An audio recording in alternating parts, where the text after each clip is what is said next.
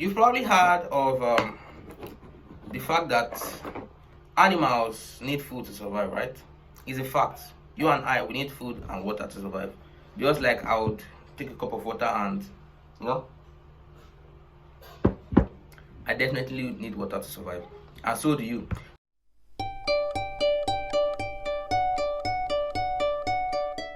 So in this episode, I'm going to be talking about the different things that organisms need to survive. So basically, that is why we're talking about nutrition in animals. And let's have the concept of food substances.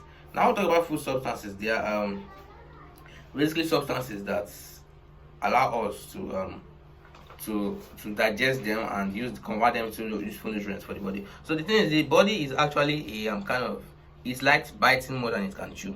Our digestive system is not capable of actually utilizing the food. Even though we cook it, it's not capable of utilizing it in that form. So but still, it actually bites more than it can chew, figuratively, and then it takes that to the stomach, and then the work is taken over to the enzymes. So the enzymes assist our body and our mouth to process that food and break it down into smaller and extremely micro sized particles that can be absorbed into the system. That is what digestion is all about. So digestion is the so food substances refer to the materials or substances eaten by animals.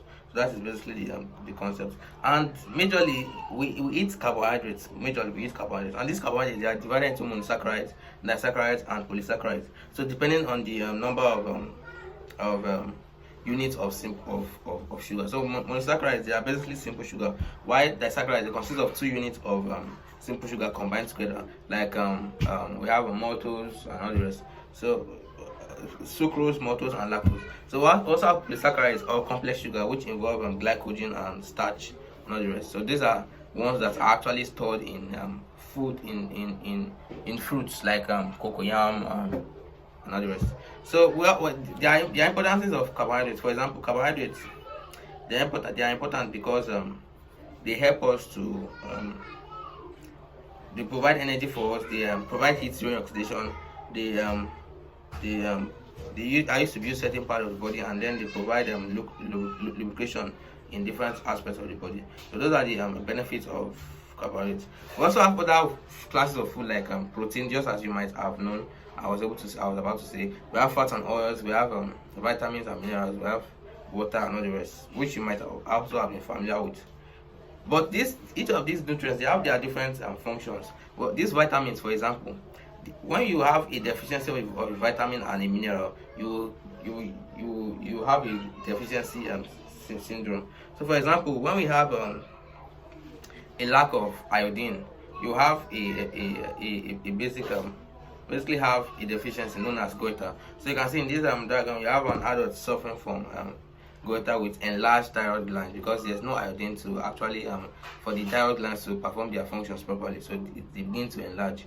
So that is an example of there are different symptoms of deficiency symptoms that are accompanied with lack of each of these minerals. So next time you want to eat, you need to eat a balanced diet. So you can see that actually if you don't eat a balanced diet, you will actually have a disease.